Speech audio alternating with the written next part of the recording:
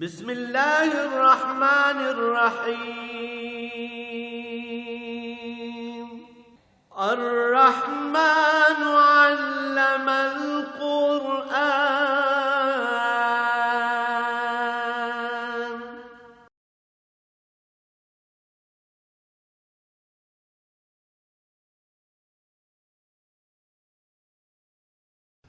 الحمد للہ رب العالمین والصلاة والسلام علی حبیبہ محمد وآلہ وصحبہ اجمعین.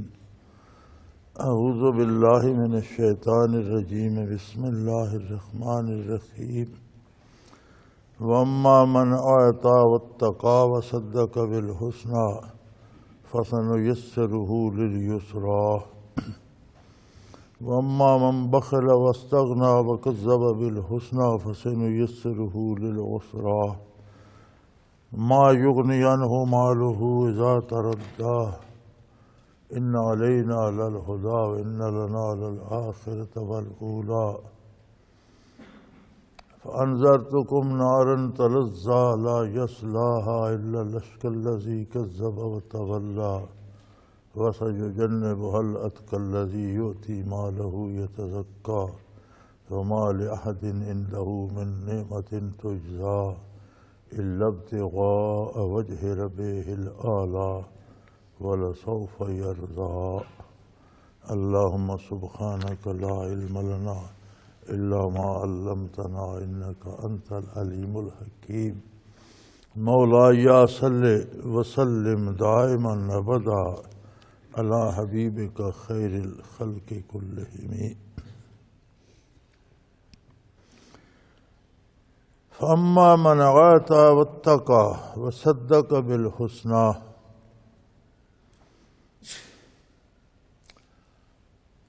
تین امور اللہ کریم نے ارشاد فرمائے کہ اے انسانوں تم میں سے جو کوئی بھی من آتا دوسروں کو کچھ دینے کا سبب بنا. بڑی عجیب بات ہے. انسانی مزاج ایسا ہے کہ ہمہ وقت کچھ لینے کی فکر میں رہتا ہے. کہاں سے کس سے مجھے کیا ملے گا. اس کے عموماً ہر کام کا بنیادی عنصر یہ ہوتا ہے کہ یہ کام میں کیوں کروں، اس سے مجھے کیا ملے گا. فلاں سفر کیوں کروں، اس سے مجھے کیا حاصل ہوگا. فلاں شخص سے ملنے سے مجھے کیا فائدہ ہوگا. ہم روزمرہ دیکھتے ہیں یہ الیکشن ہوتے ہیں، کس کو ووٹ دوں، فلاں کو دوں، اس سے مجھے یہ فائدہ ہوگا. معاشرے میں جتنی خرابیاں ہیں ان کی بنیاد یہی جذبہ ہے. نظام حیات جو ہے وہ اللہ کریم نے دینے پہ استوار کیا ہے، لینے پہ نہیں. نظام قدرت کے جتنے عناصر ہیں، ہوا ہے، سورج ہے، چاند ستارے ہیں، زمین ہے، مٹی ہے، درخت ہیں، ہر چیز اپنی ذمہ داری پوری کر کے اللہ کی مخلوق کو کچھ دے رہی ہے، لے کچھ نہیں رہی. اب اگر یہ بات سورج کے اختیار میں ہو کہ کہاں روشنی دوں، وہاں سے مجھے کیا ملے گا، تو کتنے لوگ روشنی حاصل کر سکیں. زمین کا یہ خیال ہو کہ کتنی اجناس کس کو دوں، کتنے پھل کس کو ملیں، تو کیا ملے گا. ہوائے، بادل، بارشیں یہ سوچنا شروع کر دیں، لیکن وہ یہ سوچ نہیں سکتے. اللہ کا نظام ہے. اللہ کریم نے انہیں اس بات پہ پابند کر دیا ہے. وہ دینے پہ ہیں، یہ سوچے بغیر کہ کوئی بدلے میں کیا دے گا. اس سے نظام حیات رواں دواں ہے.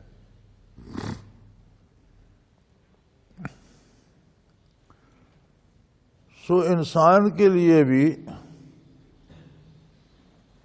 بہترین راستہ یہ ہے کہ اس کی بنیادی سوچ یہ ہو کہ یہ کام اگر میں کروں گا تو اس سے کس کو کیا فائدہ ہوگا. یعنی انسانی زندگی کا کمال یہ ہے کہ دوسروں کے لیے زندہ رہے. میں نے علم حاصل کیا ہے تو میرے علم سے دوسروں کو کیا فائدہ ہوگا. اللہ نے مجھے اقتدار دیا ہے تو میرے اقتدار سے اللہ کی مخلوق کو کیا فائدہ ہوگا. اللہ نے مجھے جسمانی قوت دی ہے تو میری جسمانی قوت سے اللہ کی مخلوق کو کیا فائدہ ہوگا.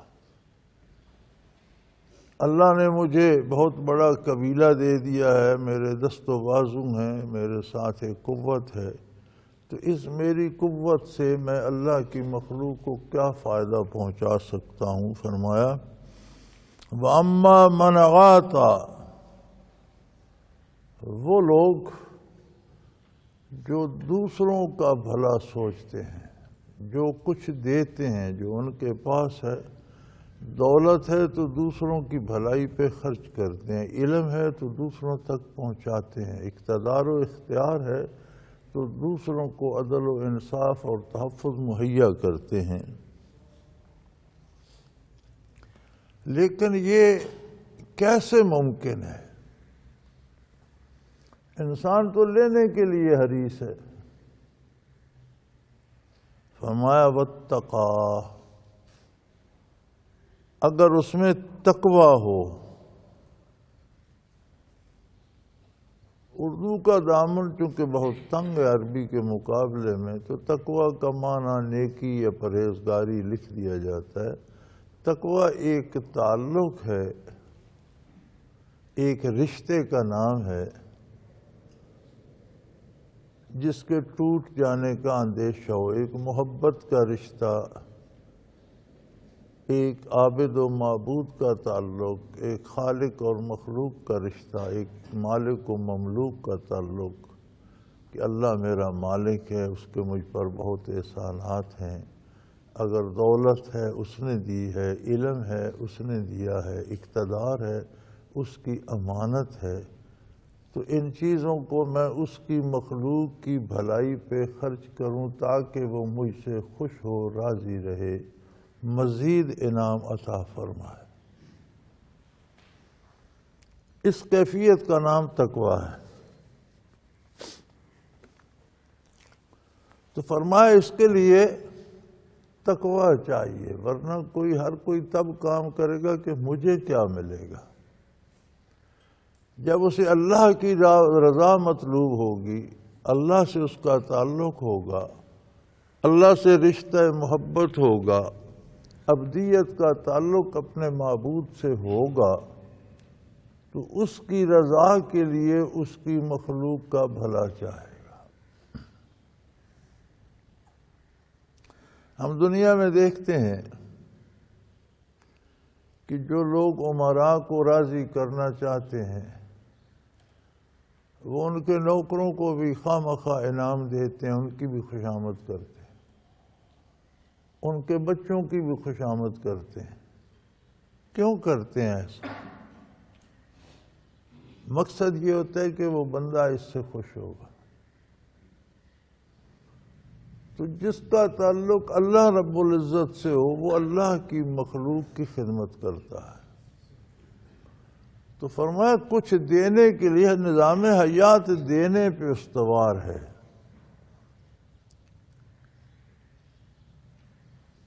اور اللہ کریم کا عجیب نظام ہے کہ جتنا اللہ کی راہ میں آپ دیتے ہیں خلا پیدا نہیں ہوتا، اس سے زیادہ پیچھے سے آ جاتا ہے. کبھی سورج کی روشنی کم نہیں ہوئی، کتنی بانٹتا ہے. کتنے پانی برستے ہیں، کبھی بادل ختم نہیں ہوئے. کتنی آکسیجن لوگ استعمال کرتے ہیں، کبھی ہوا میں آکسیجن ختم نہیں ہوئی. کتنے پھل، کتنی اجناس، کتنا غلہ زمین سے اگتا ہے، کتنا سبزہ اللہ کی مخلوق استعمال کرتی ہے، کبھی ختم نہیں ہوا۔ ایک ہی جنگل میں وہ جانور بھی ہیں جو شکار ہوتے ہیں، وہ جانور بھی ہیں جو شکار کرتے ہیں۔ کتنے جانور روز مارے جاتے ہیں، کتنے ان کو کھانے والے درندے ہیں، وہ بھی زندہ رہتے ہیں، وہ بھی زندہ رہتے ہیں۔ تو اللہ کا نظام ہے، جتنا کوئی خرچ کرتا ہے اتنا اللہ اسے اور دے دیتا ہے، یہ ختم نہیں ہوتا۔ لیکن اس کے لیے ایک حوصلہ، ایک ہمت چاہیے۔ وہ ہمت پیدا ہوتی ہے اللہ کے ساتھ تعلق اور رشتے سے، تعلق باللہ سے۔ واتقا، جس کا تعلق اللہ سے ہو اور اللہ کو راضی کرنا چاہتا ہو، تو پھر جتنی ہو سکے وہ اللہ کی مخلوق کی خدمت کرتا ہے، ان تک انصاف پہنچاتا ہے، ان کے جینے کے ذرائع آسان کرتا ہے، ان کے لیے آسانیاں پیدا کرتا ہے۔ وصدق بالحسنى، اور تیسری بات ہے کہ نیک بات کو سچ مانا۔ تقویٰ کس سے پیدا ہوگا؟ اللہ سے تعلق کیسے پیدا ہوگا؟ نیک بات کون سی ہے؟ جو رسول اللہ صلی اللہ علیہ وسلم نے ارشاد فرمائی۔ تو گویا ایمان باللہ، ایمان بالرسالت تقویٰ پیدا کرتا ہے۔ تقویٰ کی بنیاد کیا ہے؟ ایمان باللہ، ایمان بالرسالت۔ اللہ کو مانتا ہو، عظمت الہی کا اقرار کرے، پھر اللہ سے تعلق ویسا ہو جیسا اللہ کا رسول صلی اللہ علیہ وآلہ وسلم فرماتے ہیں، جیسا تعلق قائم کرنے کا سلیقہ بالحسنہ، خوبصورت بات ہے۔ اللہ کی ذات کیسی ہے، اس کی صفات کیسی ہیں، کہاں سے جانے؟ رسول اللہ صلی اللہ علیہ وسلم سے۔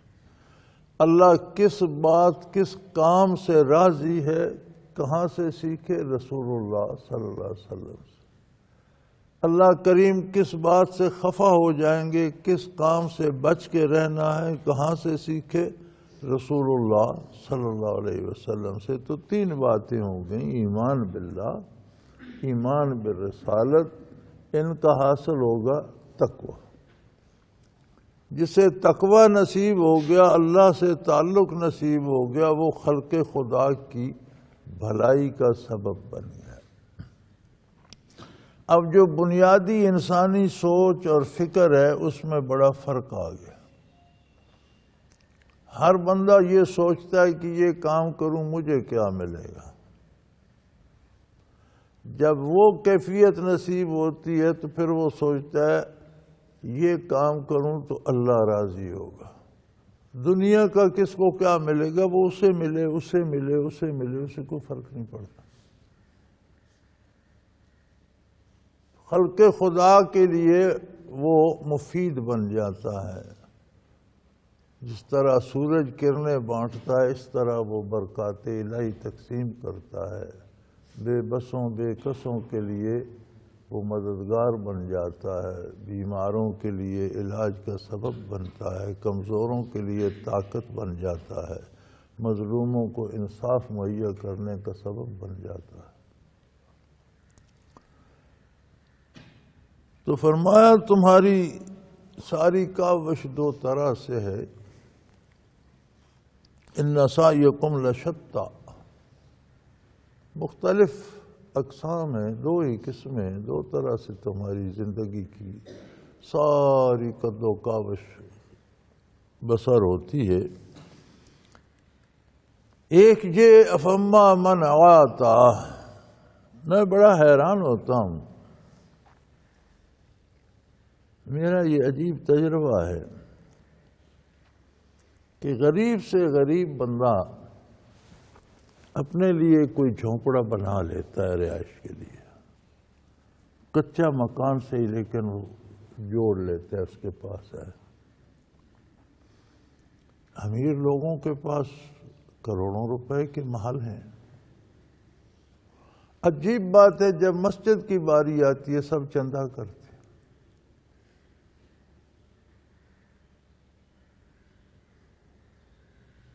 اپنے لیے ہر کوئی گھر بنا لیتا ہے، ایک عبادت خانہ، ایک اللہ کا گھر، ایک اللہ کے نام پہ ایک کمرہ بنانا ہو تو چندہ شروع ہو جاتا ہے۔ یار ایک کمرہ نہیں بنا سکتے؟ اپنے جانوروں کے لیے بھی ایک کمرہ بنا لیتے ہو، ایک کچا کوٹھا بنا لیتے ہو، بھوسا ذخیرہ کرنے کے لیے بنا لیتے ہو، غلہ رکھنے کے لیے بنا لیتے ہو، بچوں کو الگ الگ گھر بنا کے دے سکتے ہو، اللہ کے لیے ایک کمرہ نہیں بن سکتا؟ کبھی دیکھا؟ وہ جہاں شروع کرتے ہیں ایک ڈبہ لے کر، ایک جھنڈا لے کر کھڑے ہو جائے، چندہ دو جی مسجد۔ یار آپ اتنے گئے گزرے ہو تو پھر زمین پر پڑتے رہو، ساری زمین اللہ کی مسجد ہے۔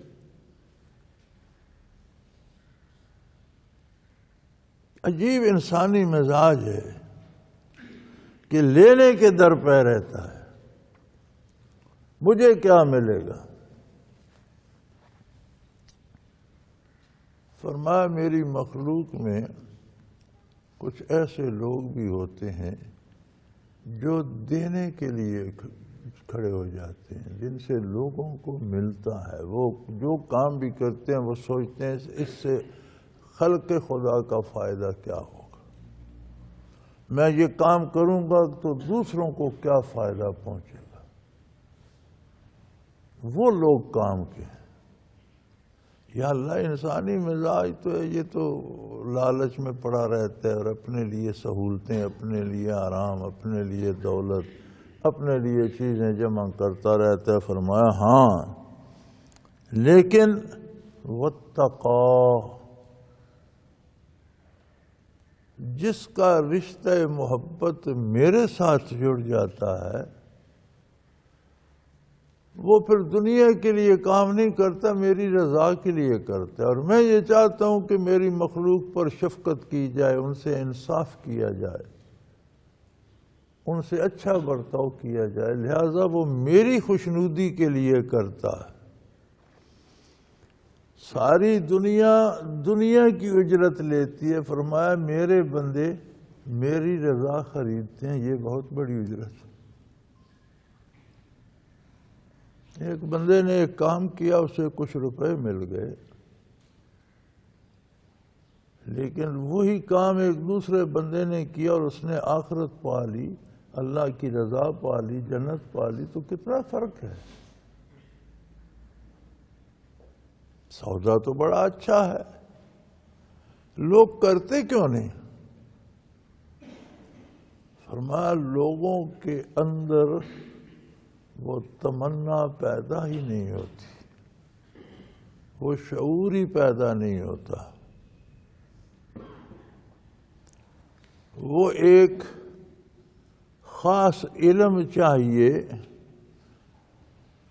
ایک خاص درجے کی ایک کیفیت چاہیے جو دنیا و آخرت کو دیکھ رہی ہو، جسے یقین ہو دنیا سے زیادہ آخرت کا، پھر دنیا کے انجام پہ اس کی نظر ہو، آخرت کے دوام کو دیکھ رہی ہو، پھر وہ انتخاب کرے تو ہر بات پہ وہ آخرت کا انتخاب کرے گی۔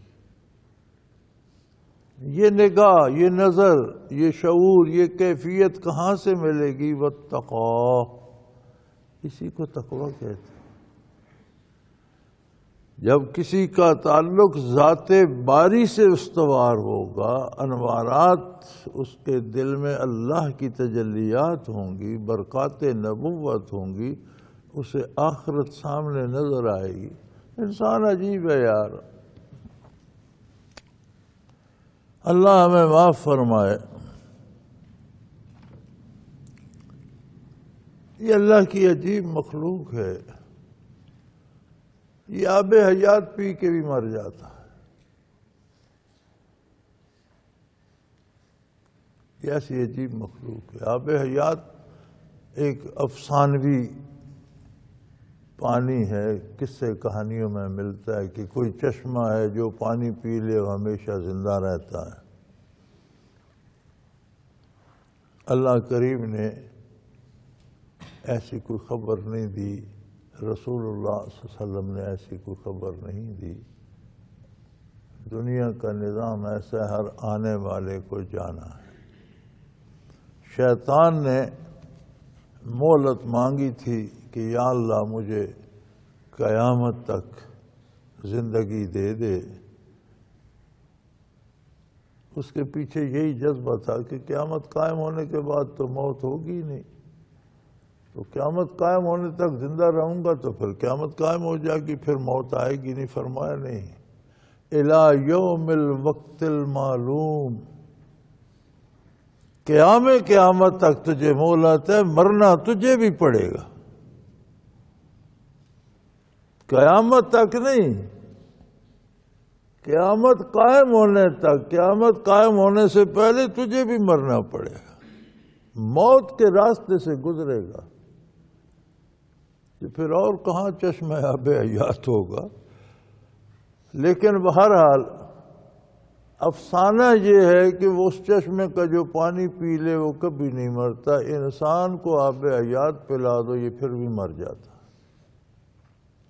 کیسے؟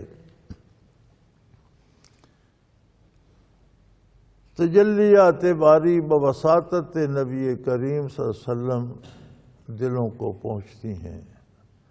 مشائخ کا کام یہی ہے، پیر بنائے اس لیے جاتے ہیں۔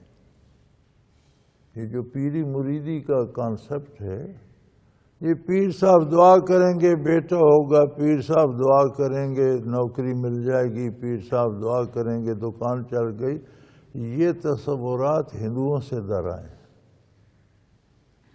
اسلام میں پیری مریدی یہ ہے کہ پیر صاحب مجھے معرفت باری کی کیفیت عطا کریں گے، تقوی سے آشنا کریں گے، اور میری سوچ، میرا شعور سدھر جائے گا، اور میں دنیا کی بجائے اللہ کی رضا اور آخرت کے لیے زندہ رہوں گا۔ اب یہ بہت قیمتی چیز ہے۔ دنیا و ما فیہا میں سب سے قیمتی چیز یہ ہے کہ کسی کو برکات نبوت پہنچائی جائیں، اللہ کے انوارات و تجلیات اس کے دل میں اور اسے تقوی نصیب ہو جائے۔ یہ آب حیات ہے، وہ مر کے بھی زندہ رہتا ہے۔ اس کا جسم موت سے گزر جاتا ہے، لیکن اس کے جسم کا ہر سیل اللہ اللہ کرتا رہتا ہے، اس کی قبر بھی ذاکر ہوتی ہے۔ جس مٹی میں دفن ہوتا ہے وہاں سے بھی اللہ اللہ کی آواز آتی ہے۔ انسان عجیب مخلوق ہے، اس سے ایسا بد نصیب ہے کہ اللہ اللہ سیکھنے بھی آتا ہے تو اسے یہ نہیں ہوتا کہ مجھ میں کہتا ہے مجھے نظر کچھ نہیں آتا، مجھے کچھ دکھائی دیتا نا، وہ کشف ہو جاتا، یہ مشاہدہ ہو جاتا۔ خدا کے بندے، کہاں سے تو کیا تلاش کر، پھر وہی دنیا، مجھے وہ مل جاتا، مجھے وہ مل جاتا، میں وہ ہو جاتا، کشف ہو جاتا، میں دوسروں پر روب جماتا، دوسروں کا حال جان لیتا، فلاں کی بات۔ عجیب بات، یہ عجیب مخلوق ہے اللہ کی کہ یہ آب حیات پی کے بھی میں کتنوں کو دیکھا ہے۔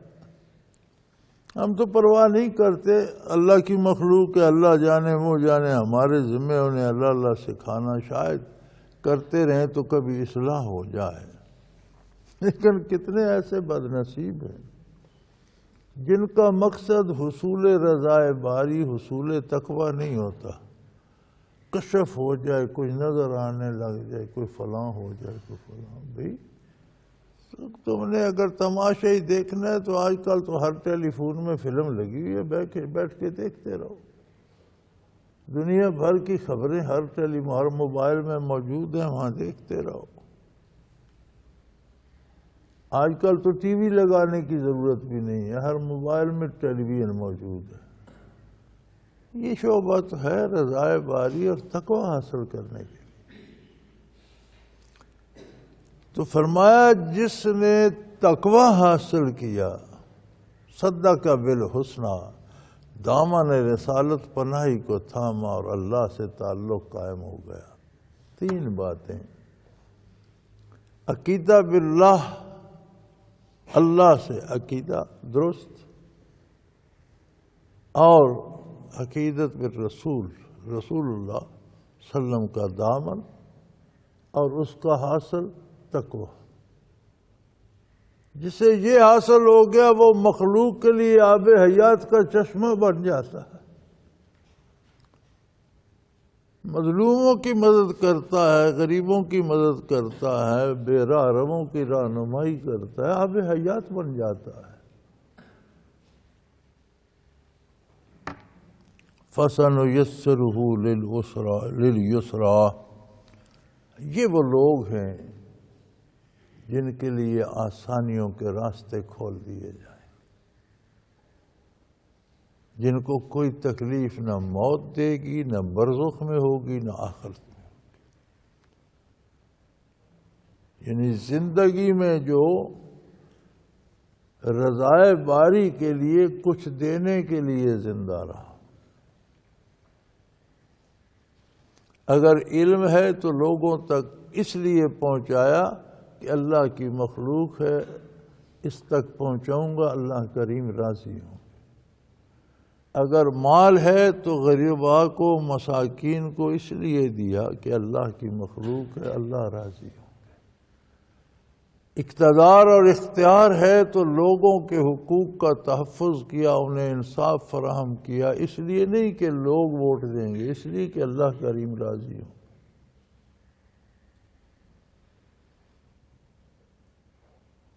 حتیٰ کہ اگر ہم ووٹ بھی دیتے ہیں تو کیا بھی اس لیے دیں کہ یہ ایسا بندہ ہے کہ اسے ووٹ دیا تو اللہ راضی ہوگا، تو کتنا انقلاب آ جائے۔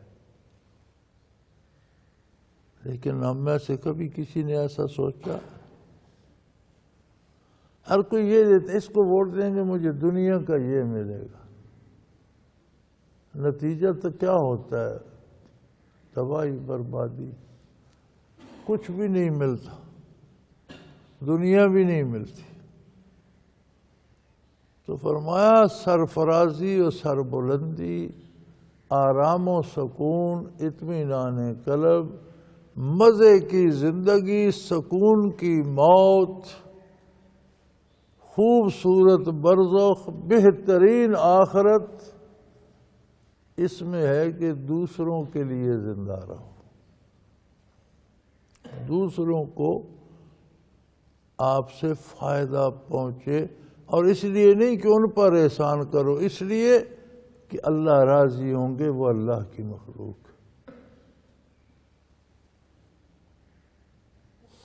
حدیث شریف میں ایک عجیب واقعہ ملتا ہے۔ نبی علیہ الصلوۃ والسلام نے ایک واقعہ ارشاد فرمایا کہ ایک خاتون اس لیے دوزخ میں جائے گی کہ اس نے ایک بلی پالی ہوئی تھی، تو کئی روز تک اسے باندھے رکھا اور خوراک دینا بھول گئی یا نہ دی، وہ بھوکی پیاسی مر گئی۔ یا تو اسے کھول دیتی، وہ خود اپنی خوراک تلاش کرتی، کھولی بھی نہیں، خوراک بھی نہیں دی، ورنہ وہ نیک تھی، عبادت گزار تھی، پارسا تھی، بنی اسرائیل کا واقعہ ہے۔ تو حضور نے فرمایا وہ اس لیے جہنم میں چلی جائے گی کہ اللہ کریم کہے گا تیری عبادات کا کیا فائدہ، تو نے میری ایک ادنا سی کمزور سی بیچاری مخلوق پر اتنا ظلم کیا۔ اور ایک خاتون جس کا کردار صحیح نہیں تھا، عابد زاہد کیا ہونا ہے، بد کردار تھی، وہ جنت میں جائے گی اس لیے کہ وہ کسی کنویں کے پاس سے گزری تو پیاس کا مارا ہوا کوئی کتا کیچڑ چاٹ رہا تھا، کیچڑ پہ لوٹ رہا تھا، تو اس کے پاس اور تو کچھ نہیں تھا، اس نے اپنا دوپٹہ پھاڑ کے رسی بنائی اپنا جوتا اتار کے اس کے ساتھ باندھ کر کنویں سے چلو چلو پانی نکال کے اس کتے کو پلایا اور اس کی جان بچ گئی، تو حضور نے فرمایا اللہ کریم اس کے سارے گناہ معاف کر دے۔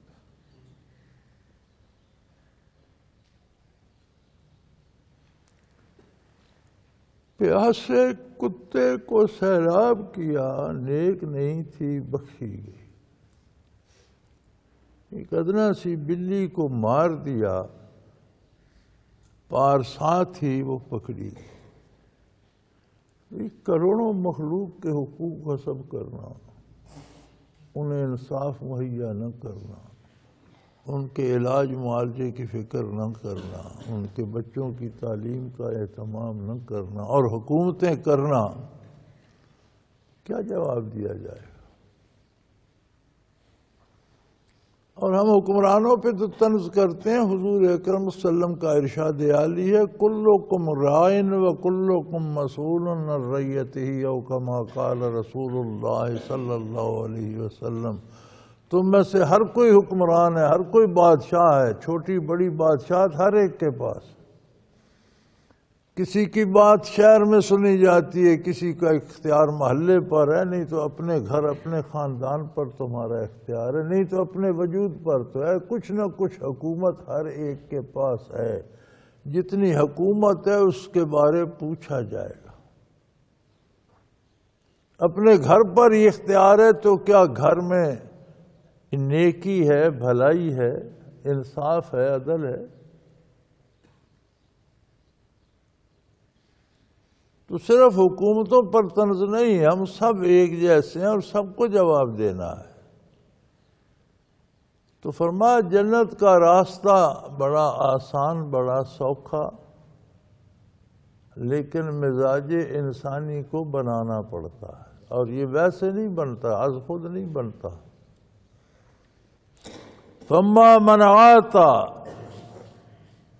وہ شخص جو دینے کے لیے زندہ رہے، جس کی زندگی کی محنت یہ ہو کہ میں کسی کا کیا بھلا کر سکتا ہوں۔ مالدار ہے تو مال دے، حکمران ہے تو انصاف دے، ڈاکٹر ہے تو دل جمی سے علاج کرے، جس شعبے میں ہے دوسروں کی بھلائی چاہنے والا ہو اور اللہ کی رضا کے لیے پورے خلوص سے بھلائی چاہے۔ واتقا، اس لیے کہ اس کا اللہ سے تعلق ہے، اللہ کی رضا کے لیے کرتا ہے، اور یہ بنتا ہے صدق بالحسنی، خوبصورت باتوں کو ماننے سے۔ حسنی، حسین، خوبصورت باتیں، پیاری باتیں، سب سے پیاری، سب سے خوبصورت باتیں ہیں رسول اللہ صلی اللہ علیہ وسلم۔ ایمان باللہ، ایمان بالرسالت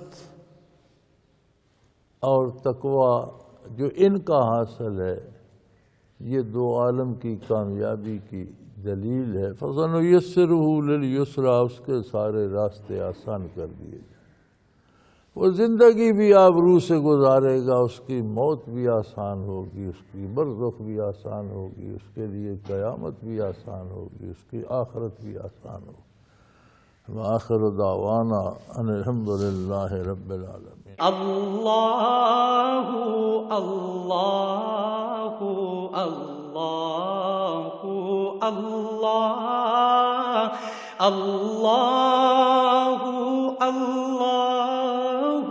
اللہ اللہ۔ حضرت امیر محمد اکرم آوان مد ظلہ العالی دارالعرفان منارہ ضلع چکوال میں سالہ سال سے قرآن و حدیث کے اوپر خطابات کر رہے ہیں اور سلسلہ نقشبندیہ اویسیہ کے مطابق لوگوں کو ذکر الہی کی تربیت دے رہے ہیں۔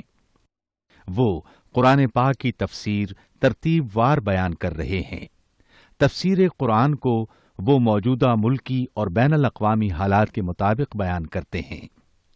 موٹر وے سے کلر کہار کے انٹرچینج سے نکلتے ہوئے کلر کہار کی جھیل سے ہوتے ہوئے میانی، بوچھال اور نور پور سے گزرتے ہوئے دارالعرفان منارہ پہنچ سکتے ہیں۔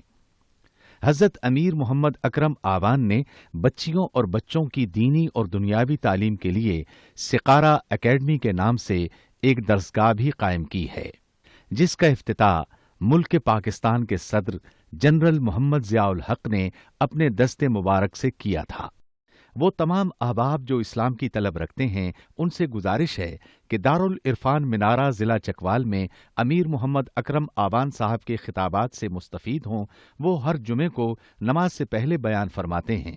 ہر ماہ کی پہلی اتوار کو ماہانہ اجتماع ہوتا ہے جس میں آپ خصوصی خطاب فرماتے ہیں اور پاکستان کے چاروں صوبوں سے احباب اس اجتماع میں شرکت کرتے ہیں۔ اس کے علاوہ یہاں سال میں 2 مرکزی اجتماعات بھی ہوتے ہیں، ایک رمضان المبارک میں اعتکاف کا اجتماع اور دوسرا جولائی اور اگست میں 40 دن کا اجتماع ہوتا ہے جس میں روحانی تربیت کی جاتی ہے۔ اپنا خون سیماب دے کر اتنا ہم کر جائیں گے، نام آقا کا چمن میں پھر رقم کر جائیں گے۔